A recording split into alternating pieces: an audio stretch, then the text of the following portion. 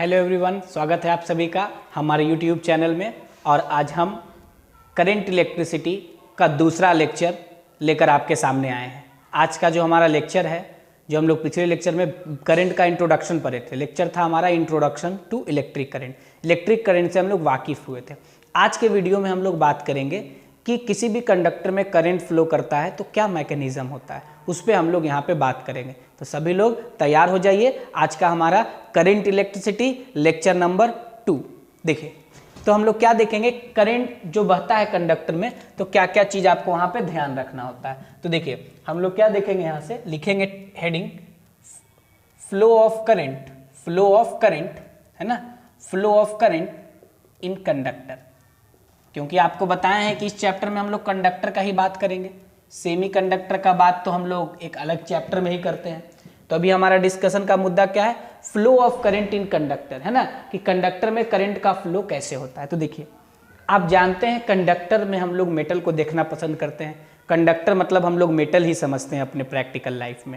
तो देखिए क्या है कि किसी भी कंडक्टर में जो करंट बहता है that is due to free electrons, because metals have free electron. आप जानते हैं मेटल के पास क्या होता है, आपका फ्री इलेक्ट्रॉन होता है। तो हम क्या जानते हैं, देखिएगा, बहुत छोटा छोटा बहुत ही इंपॉर्टेंट बात बता रहे हैं। हम जानते हैं कि जो भी मेटल है आपका, वो मेटल के पास फ्री इलेक्ट्रॉन होता है। मेटल के पास क्या होता है, आपका फ्री इलेक्ट्रॉन होता है उसके क्रिस्टल में। और फ्री इलेक्ट्रॉन कहने का मतलब क्या है कि वैसा इलेक्ट्रॉन जो उसके क्रिस्टल में मूव करे रैंडमली किसी भी वेलोसिटी से, है ना। तो देखिए क्या लिखेंगे हम लोग, यहाँ से लिखेंगे कि वी नो दैट, क्या लिखेंगे हम लोग यहाँ से कि वी नो दैट, है ना, कंडक्टर्स यानी कहने का मतलब क्या, metals. We know that conductors कहने का मतलब क्या, metals have free electrons in their crystal. उसके क्रिस्टल में क्या होता है, आपका फ्री इलेक्ट्रॉन होता है। इन देयर क्रिस्टल, उसके क्रिस्टल में क्या होता है भाई मेरे, फ्री इलेक्ट्रॉन होता है। मेटल के क्रिस्टल में क्या पाया जाता है, फ्री इलेक्ट्रॉन्स पाया जाता है ना। विच, ऐसे लिखिए, लिख दिया, लिखेंगे कि दीज फ्री इलेक्ट्रॉन्स, ये जो फ्री इलेक्ट्रॉन होता है, these free electrons move randomly inside the conductor, move randomly inside the conductor.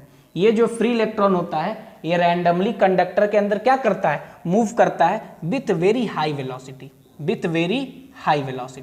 है ना, विथ वेरी हाई वेलोसिटी, बहुत ही हाई वेलोसिटी से ये मूव करता है ना। कॉल्ड एज, उस वेलोसिटी को हम लोग कैसा वेलोसिटी कहते हैं, फर्मी वेलोसिटी कहते हैं। उस वेलोसिटी को हम लोग कैसा वेलोसिटी कहते हैं, फर्मी वेलोसिटी कहते हैं। ध्यान दीजिएगा, क्या बोले कि ये जो फ्री इलेक्ट्रॉन है ये कंडक्टर के अंदर मूव करता है बहुत ही हाई वेलोसिटी से, फर्मी वेलोसिटी से। तो आप कहिएगा कि सर मोशन ऑफ इलेक्ट्रॉन से तो करंट प्रोड्यूस होता है, तो क्या यहाँ पे भी करंट प्रोड्यूस होगा? तो हम जवाब में कहेंगे नहीं। क्यों नहीं कहेंगे? क्योंकि ऐसे तो सारा मेटल, कोई भी मेटल लीजिएगा उसके अंदर फ्री इलेक्ट्रॉन पाया जा रहा है, और मेटल के अंदर फ्री इलेक्ट्रॉन पाया जाए तो उसकी छूइएगा तो करंट लगेगा, क्योंकि उसके अंदर इलेक्ट्रॉन मूव कर रहे नहीं। इलेक्ट्रॉन के मोशन से करंट नहीं आता है, उससे अच्छा हम ये कहेंगे इलेक्ट्रॉन के ऑर्डर्ड मोशन से। यहाँ पे एक शब्द लिखा गया, रैंडमली मूव करता है। कैसे मूव करता है, रैंडमली मूव करता है। तो रैंडमली जब मूव करता है तो होता क्या है कि रैंडम डायरेक्शन का वेलोसिटी वेक्टर एक दूसरे को कैंसिल, एक इधर गया, एक ठो इधर गया, एक ठो इधर जाएगा, तो रैंडम डायरेक्शन का वेलोसिटी वेक्टर एक दूसरे को कैंसिल कर देता है। इस कारण से फर्मी वेलोसिटी बहुत हाई होता है, उसके बावजूद भी ये वेलोसिटी कंडक्टर में करंट के फ्लो के लिए जिम्मेवार नहीं होता है, करंट के फ्लो के लिए जिम्मेवार नहीं होता है। तो क्या लिखेंगे हम यहाँ से, देखिएगा ध्यान से, क्या लिखेंगे हम, लिखेंगे कि the Fermi velocity has random direction, उसका क्या होता है, रैंडम डायरेक्शन होता है। रैंडम मतलब समझते हैं क्या होता है, रैंडम मतलब क्या, इधर उधर जैसे तैसे, जिधर मन किया उधर। सो दे कैंसिल ईच अदर, इसीलिए वो एक दूसरे को क्या करता है भाई, कैंसिल कर देता है। सो दे कैंसिल ईच अदर, इसीलिए वो एक दूसरे को क्या करता है, कैंसिल करता है। सो दे कैंसिल ईच अदर, एक दूसरे को कैंसिल कर देता है वो, है ना। So they cancel each other and does not constitute electric current, और वो किस चीज़ को कॉन्स्टिट्यूट नहीं करता है, इलेक्ट्रिक करंट को कॉन्स्टिट्यूट नहीं करता है। मतलब इलेक्ट्रॉन, फ्री इलेक्ट्रॉन मेटल के अंदर मूव तो करता है, ऑटोमेटिकली मूव करता है फर्मी वेलोसिटी से, लेकिन उसके कारण कोई भी करंट नहीं आता, उसके कारण कोई भी करंट नहीं आता है। कारण क्या है कोई भी करंट नहीं आने का, कि वो रैंडम डायरेक्शन में होता है और वो एक दूसरे को कैंसिल कर देता है। ये हुआ मेटल के अंदर का घटना। तो फिर करंट कैसे बहेगा मेटल के अंदर, तो करंट बहता है कैसे, जब हम इलेक्ट्रिक फील्ड अप्लाई करते हैं। जब हम क्या करते हैं, इलेक्ट्रिक फील्ड अप्लाई करते हैं, तो लिखेंगे when we apply external electric field, when we apply external electric field, when we apply external electric field, क्या अप्लाई करते हैं हम, एक्सटर्नल इलेक्ट्रिक फील्ड, किसके मदद से, विद द हेल्प ऑफ, मान लीजिए ऐसे तो बहुत सारा तरीका है हम लोग जो पढ़े हैं, विद द हेल्प ऑफ क्या, सेल और battery, with the help of cell और बैटरी, सेल और बैटरी के मदद से, सेल और बैटरी के मदद से हम लोग एक्सटर्नल इलेक्ट्रिक फील्ड क्या करते हैं, अप्लाई करते हैं। When we apply external electric field with the help of cell और बैटरी, द इलेक्ट्रॉन्स इनसाइड, या ऐसे कहिए द फ्री इलेक्ट्रॉन्स, फ्री तो रहता ही है, आज़ाद है जिधर तिधर घूमने के लिए, लेकिन जब इलेक्ट्रिक फील्ड अप्लाई कर देते हैं, है ना, तो the free electrons start to move, the free electron start to move, जो फ्री इलेक्ट्रॉन है वो मूव करना चालू करता है। कैसे मूव करना चालू करता है, the free electrons start to move in ordered fashion, in ordered fashion, मतलब पहले इधर उधर आ रहा था, जा रहा था, भाग रहा था, अब जैसे ही बाहर से इलेक्ट्रिक फील्ड आया ना, ऑर्डर्ड फैशन में भागना चालू कर दिया।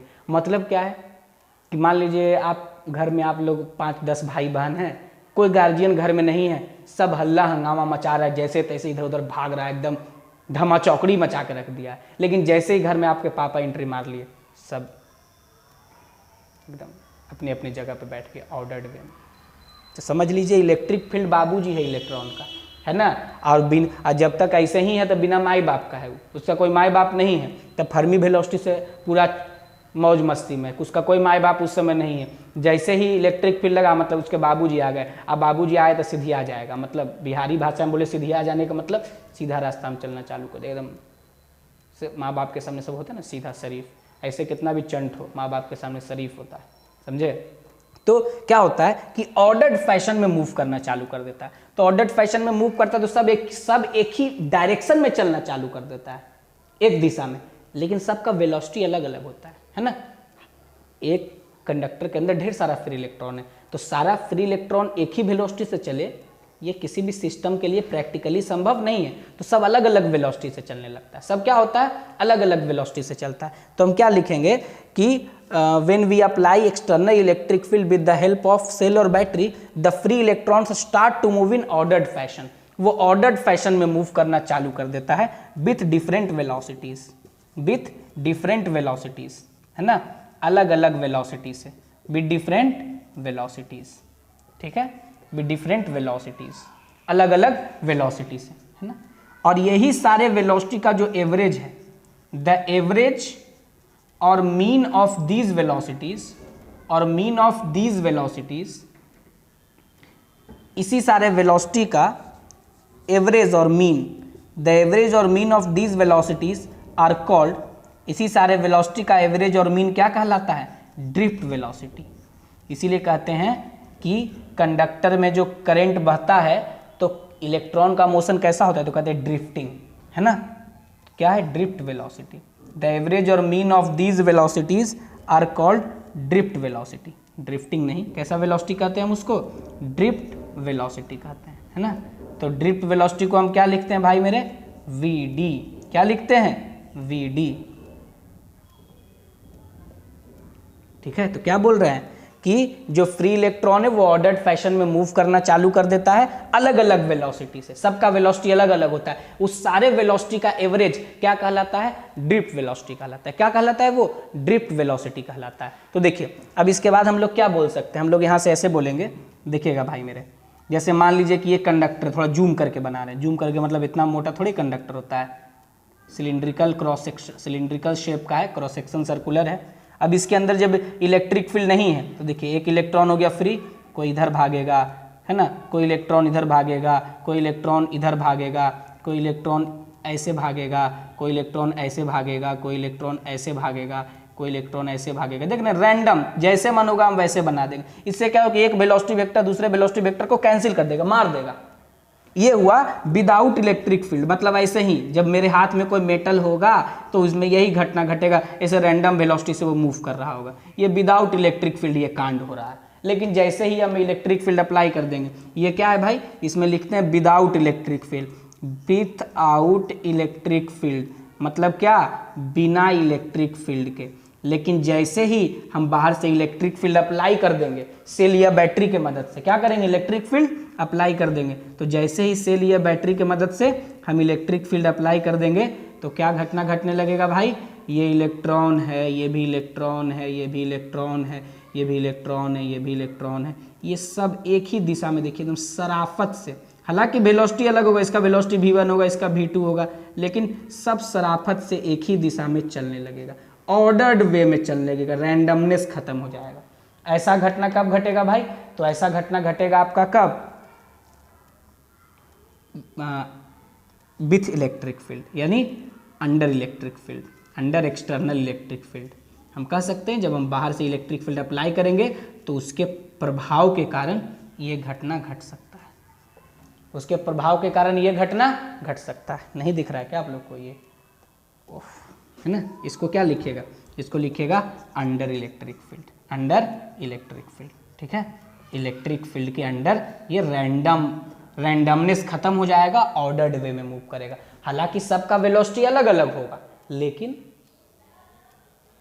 उसका एवरेज निकालते हैं ड्रिफ्ट वेलोसिटी और कहते हैं कि कंडक्टर के अंदर इलेक्ट्रॉन्स का drift velocity is responsible for flow of current. मतलब हम यहाँ पे ये बताना चाह रहे हैं कि फर्मी वेलोसिटी से करंट नहीं बहता है, करंट बहता है ड्रिफ्ट वेलोसिटी से। किससे करंट बहता है, ड्रिफ्ट वेलोसिटी से करंट बहता है, फर्मी वेलोसिटी से कभी भी करंट नहीं बहता है, ठीक है।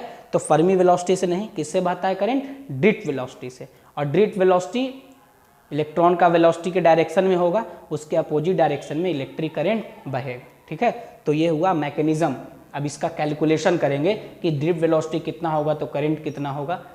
उसके पहले आप इसका स्क्रीनशॉट ले लीजिए, फिर हम आगे बढ़ते हैं। ले लीजिए स्क्रीनशॉट फटाक से या नोट कर लीजिए।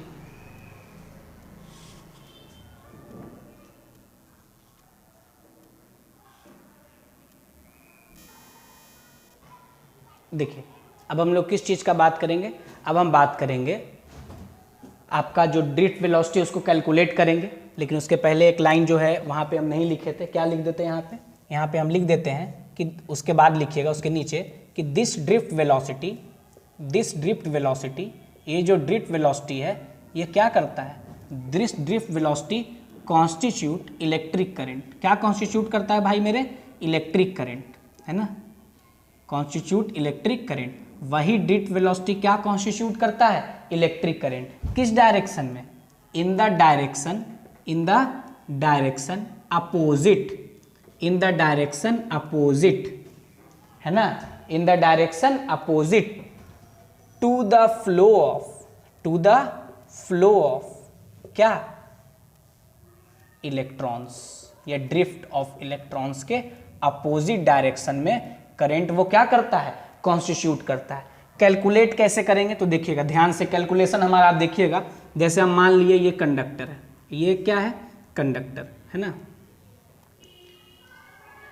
जनरली कंडक्टर इसी सिलिंड्रिकल शेप का ही बनाते हैं, थोड़ा बड़ा करके देखेंगे तो इसी तरीके का होता है। अब इसके बाद बाहर से इलेक्ट्रिक फील्ड कैसे अप्लाई करते हैं, हम बैटरी जोड़ दिए, प्लस और माइनस। देखिएगा ये हायर पोटेंशियल और ये क्या, लोअर पोटेंशियल। इसके अंदर ढेर सारा इलेक्ट्रॉन है भाई, इसके अंदर क्या है, ढेर सारा इलेक्ट्रॉन है।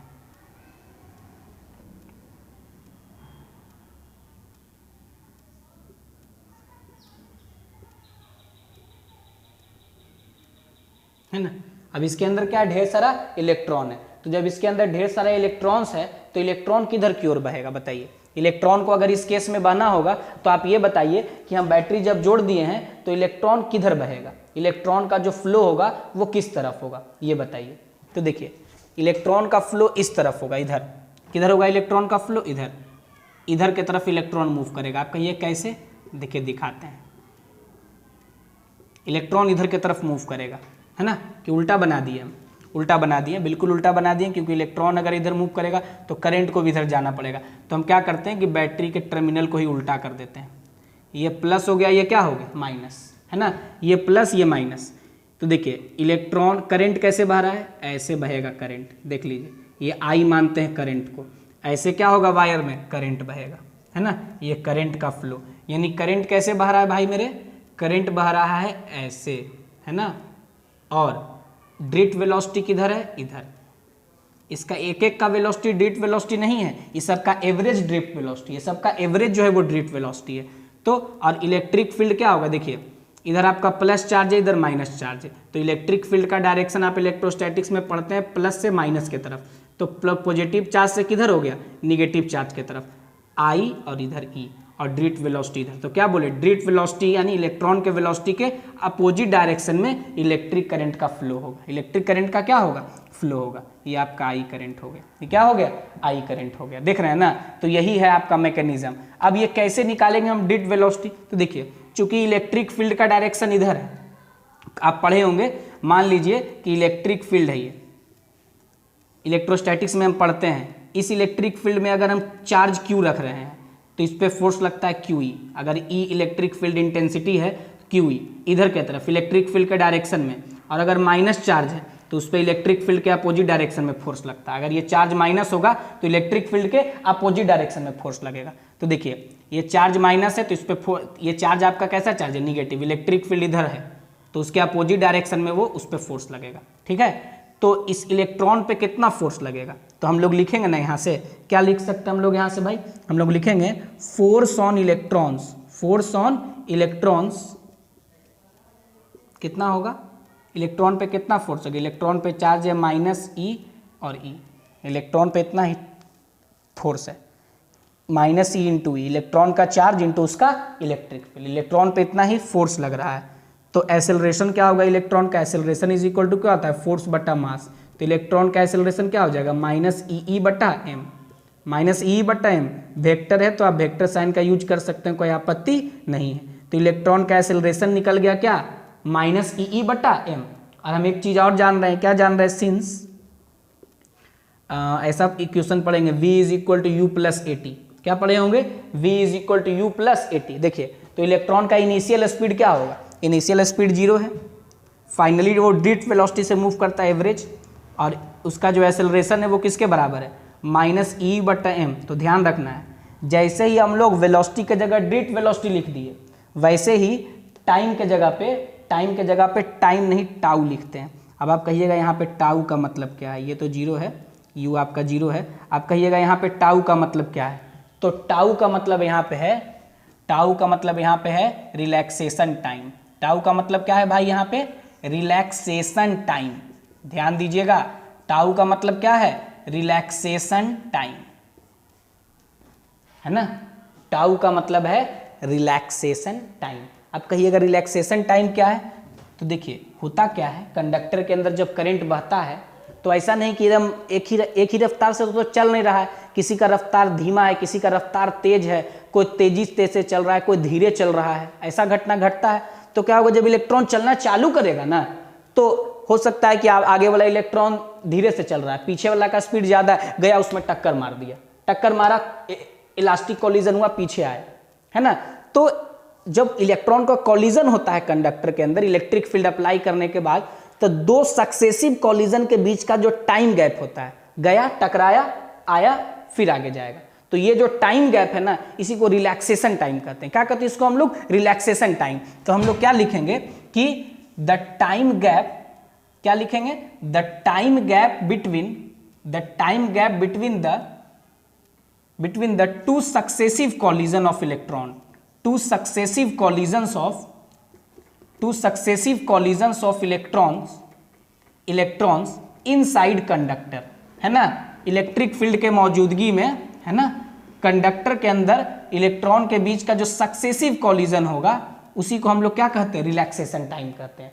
तो यहाँ पे ड्रिफ्ट वेलोसिटी लिखें एवरेज, तो टाइम टी नहीं लिख सकते हैं, इसलिए यहाँ रिलैक्सेशन टाइम लिखा जाता है, क्योंकि जब ढेर सारा इलेक्ट्रॉन को कंसीडर करेंगे तो कॉलिजन भी कंसीडर करना पड़ेगा। तो जो टाइम इंटरवल हम लेंगे वो टाइम एक्चुअली में क्या होगा, वो टाइम एक्चुअली में क्या होगा, आपका रिलैक्सेशन टाइम लेना पड़ेगा। मतलब इलेक्ट्रॉन गया, टकराया, फिर आया, ऐसे फिर चलना चालू करेगा। तो ये जो टाइम है इसी को रिलैक्सेशन टाइम कहते हैं, इसको टाउ से लिखते हैं। एक्चुअली में दिस इज ए टाइम, इसको सेकेंड में ही कहेंगे, बस इसका थोड़ा सा फंक्शनिंग और डिफिनीशन के हिसाब से इसको रिलैक्सेशन, गया, टकराया, फिर इधर आया, टकराया, फिर चलना, रिलैक्स, है ना, इसीलिए इसका नाम है रिलैक्सेशन टाइम। तो ड्रिफ्ट वेलोसिटी का एक इक्वेशन मिल गया, और यहाँ पे क्या कहिएगा, सिंस क्या आ गया, drift velocity is equal to minus E tau बटा एम और इंटू ई। आप कहिएगा ऐसा क्यों बोल रहे हैं, तो देखिए ये दोनों में वेक्टर साइन लगा रहे हैं, इस ये माइनस साइन क्या बता रहा है, माइनस साइन क्या रिप्रेजेंट करता है, represent that drift velocity, represent that drift velocity, क्या ये होता है, ये represent that drift velocity and electric field, drift velocity and electric field are anti parallel.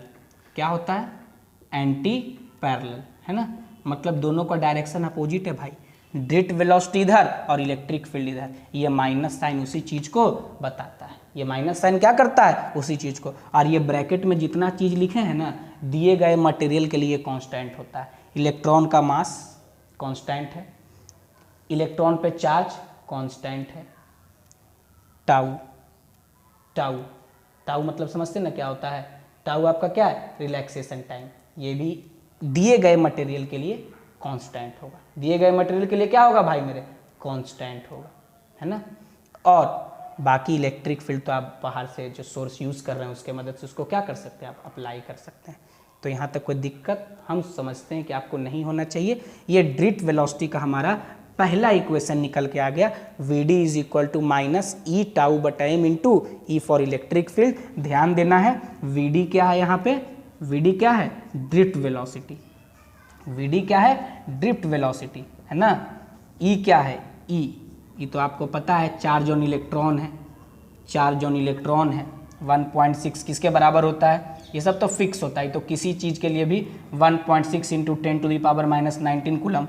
मास है, एम क्या है, mass of electron, mass of electrons, electron का मास है 9.1 इंटू 10⁻31 kg, है ना। उसके बाद क्या है, इलेक्ट्रॉन का मास, ई से हो गया electric field intensity, electric field intensity जो हम बाहर से यूज़ कर रहे हैं सोर्स, उसका इलेक्ट्रिक फील्ड इंटेंसिटी क्या है, ये सिंपली इलेक्ट्रिक फील्ड क्या है, यहाँ से आ गया, ठीक है। तो ये बात यहाँ से क्या करेंगे, आप ध्यान रखेंगे। और इसके बाद हम आगे बढ़ते हैं, लेकिन उसके पहले आप इसको फटाक से नोट कर लीजिए, इसका ग्राफ भी कभी कभी बना देगा। जैसे देखिए V D is equal to minus, इसको एक कांस्टेंट मान लेते हैं, ले लीजिए इसको क्या मान लिए, कांस्टेंट, और यहाँ लिख देंगे इलेक्ट्रिक फील्ड। तो दोनों एक दूसरे का डायरेक्टली प्रोपोर्शनल, लेकिन ये y बराबर माइनस एम एक्स का ग्राफ दे सकता है, y बराबर किसका ग्राफ देता है, माइनस एम एक्स का ग्राफ दे सकता है। तो ग्राफ भी हम बना सकते हैं, मान लीजिए ये बना दिए ड्रिफ्ट वेलोसिटी, ये स्लोप का काम करेगा, और स्लोप कैसा होगा, निगेटिव। y बराबर माइनस एम एक्स है, y बराबर क्या है, माइनस एम एक्स, सी तो जीरो है, तो स्लोप निगेटिव होगा, तो ग्राफ आपका किस क्वाड्रेंट में बनता है, ये ऐसे बन सकता है ना। ये क्या होता है आपका, इस तरीके से बन सकता है ग्राफ, ठीक है। इस पर चर्चा हम लोग करेंगे बाद में, पहले आप क्या करिए, इसको नोट कर लीजिए, ठीक है, फिर हम लोग आगे बढ़ते हैं। इसका स्क्रीनशॉट लीजिए, फिर आगे बढ़ेंगे।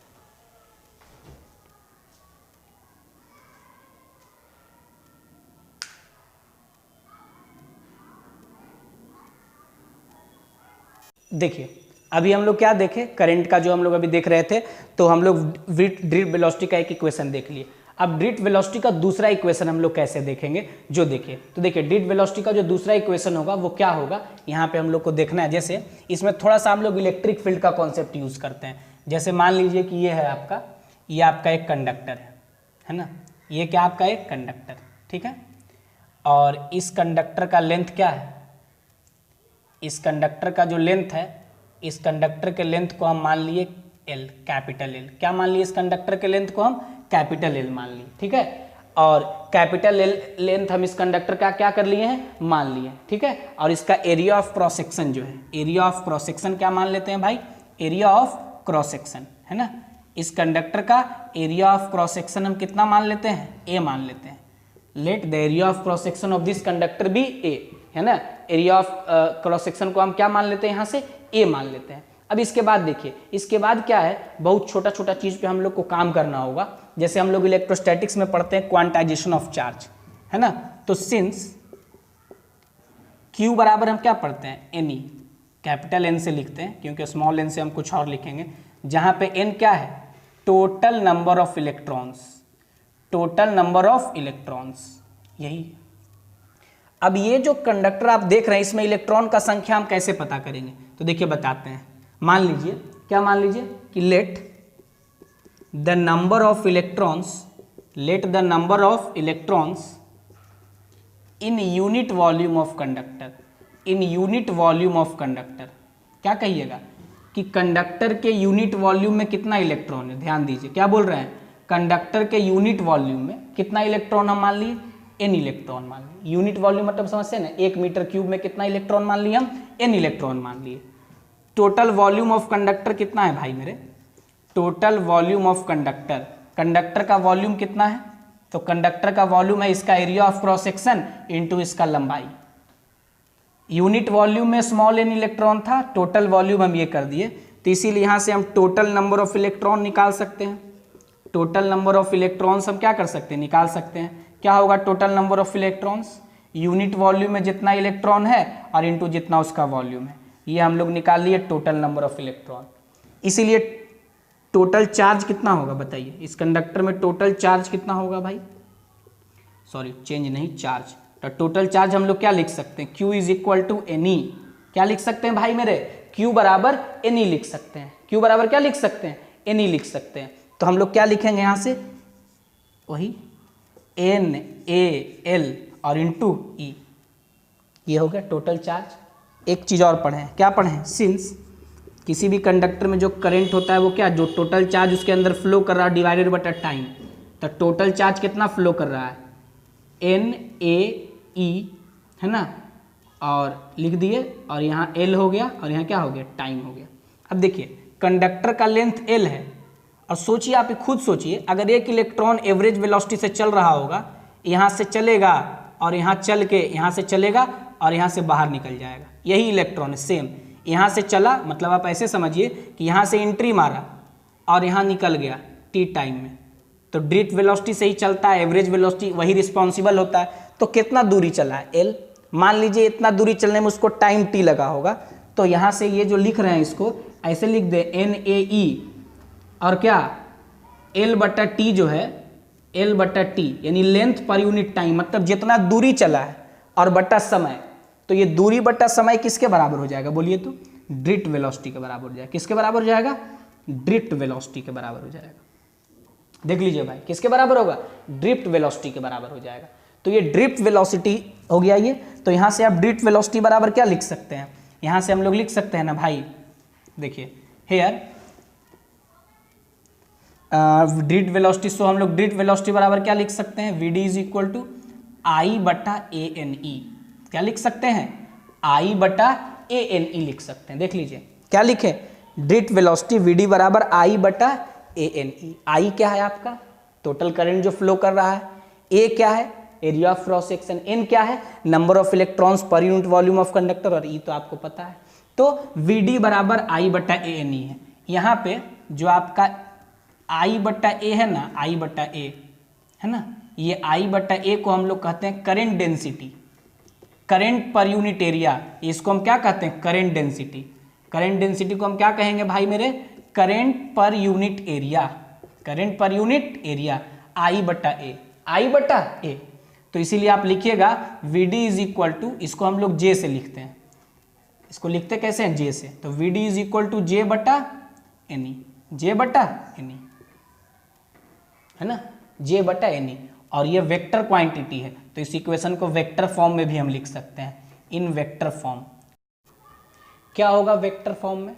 वेक्टर फॉर्म में क्या होगा कि Vd इज इक्वल टू, क्या लिख दीजिएगा, Vd इज इक्वल टू, ये वेक्टर क्वांटिटी है J और बटा N, J is current density vector, है ना, एक वेक्टर क्वांटिटी है। अभी हम लोग चर्चा करेंगे कि ये करंट डेंसिटी होता क्या है, ठीक है, लेकिन उसके पहले आप इसका एक बार स्क्रीनशॉट ले लीजिए, फिर हम आगे पढ़ते हैं। नोट कर लीजिए इसको, स्क्रीनशॉट ले लीजिए।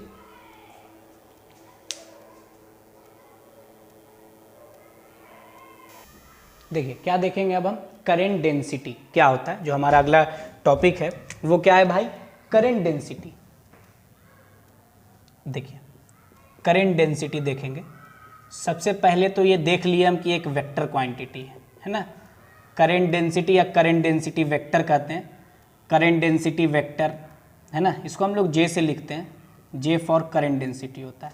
इसका मतलब होता है current flowing per unit area of conductor. क्या मतलब होता है इसका, current flowing per unit area of conductor, per unit area of conductor, है ना, कंडक्टर के पर यूनिट एरिया में कितना करंट बह रहा है ना, current flowing per unit area of conductor को हम लोग क्या कहते हैं, करंट डेंसिटी। क्या कहते हैं, करंट डेंसिटी। मैथमेटिकली ये क्या होता है, अगर इसका बात करिएगा मैथमेटिकली, तो मैथमेटिकली हम लोग क्या लिखेंगे, मैथमेटिकली लिखेंगे current density vector J vector is equal to I बट्टा ए, I बट्टा ए, यही होता है, ठीक है। और ये हो गया I बट्टा ए। फॉर स्मॉलर एरिया, अगर स्मॉलर एरिया होगा, स्मॉलर एरिया के लिए लिखना होगा डिफ्रेंशिएट करके, तो हम लोग क्या लिखेंगे, यहाँ से लिखते हैं हम लोग स्मॉलर एरिया के लिए लिखेंगे। देखिए I इज इक्वल टू क्या होगा, I is equal to J और इंटू ए, एरिया स्मॉलर होगा तो आप लिखिएगा DI का इंटीग्रेशन और J और DA, ऐसे इसको क्या करिएगा आप करंट के साथ इंटीग्रेट कर दीजिएगा ऐसे, तो क्या हो गया J इंटू DA, JDA। आप इसको ऐसे भी लिखते हैं, ये हो गया, ठीक है। ऐसे ये क्या होता है कि ये बेसिकली ये डॉट प्रोडक्ट होता है, किसका, J और DA का डॉट प्रोडक्ट होता है। J और DA का क्या होता है, डॉट प्रोडक्ट, है ना। इसको लिख सकते हैं हम JDA cos थीटा। क्या लिख सकते हैं, JDA cos थीटा। अगर मान लीजिए कि J कांस्टेंट है, अगर J क्या है आपका, कांस्टेंट है, तो J कांस्टेंट है तो यहाँ से आप क्या लिखिएगा, J कांस्टेंट है तो ये हो गया I, और J कांस्टेंट है तो J आपका बाहर निकल गया और DA का इंटीग्रेशन A हो गया, और J डॉट A है, क्रॉस प्रोडक्ट ब्रेक करिएगा तो क्या हो गया, J cos थीटा, ठीक है।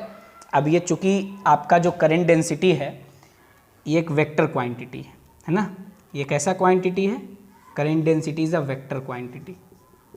क्या लिखेंगे यहाँ से हम,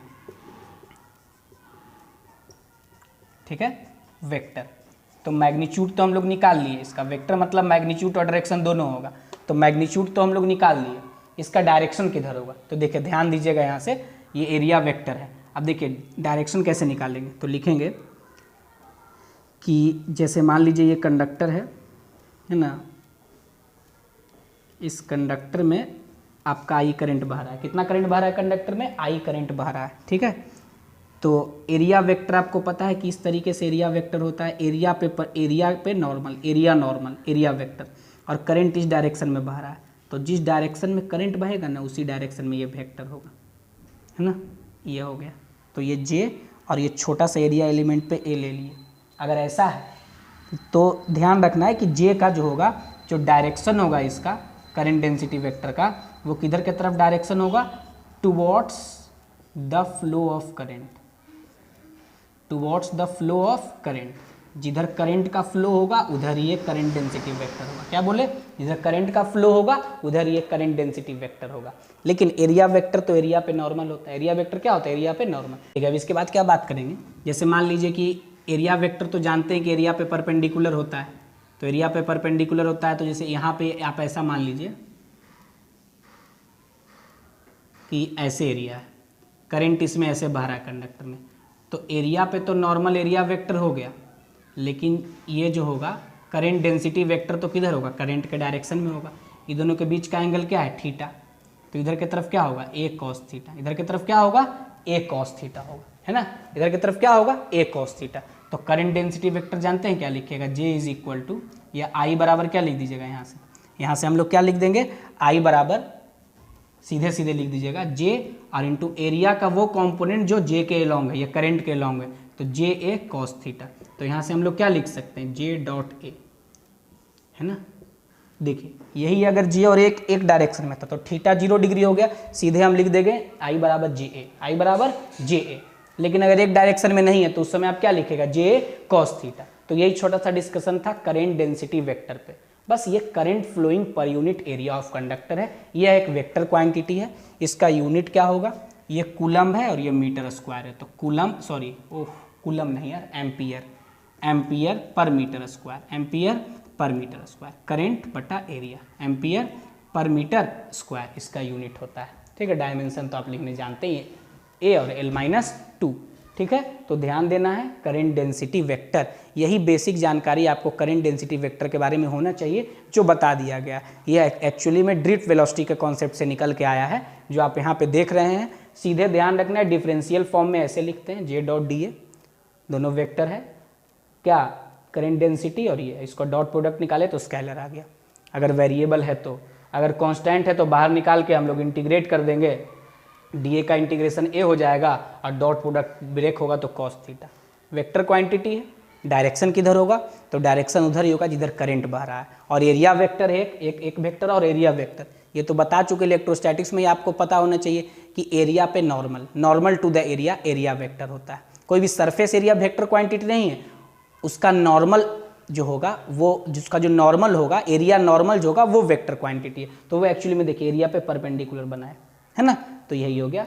तो ये अगर एक डायरेक्शन में तो ठीक है, जे डी ए लिख दीजिए या जे ए जो भी लिखना है लिख दीजिए। लेकिन अगर मान लीजिए कि ऐसा है तो एरिया वेक्टर तो इधर बन गया और करंट इधर बह रहा है तो जे वेक्टर इधर होगा, तो हम लोग यहाँ पे करंट कैसे निकाल देंगे, तो यहाँ लिखेंगे जे और इनटू एरिया का वो कंपोनेंट जो जे के अलोंग हो, तो क्या होगा, ए कॉस थीटा। तो जे डॉट ए यानी जे ए कॉस थीटा, यही हो गया करंट डेंसिटी वेक्टर का चर्चा, है ना।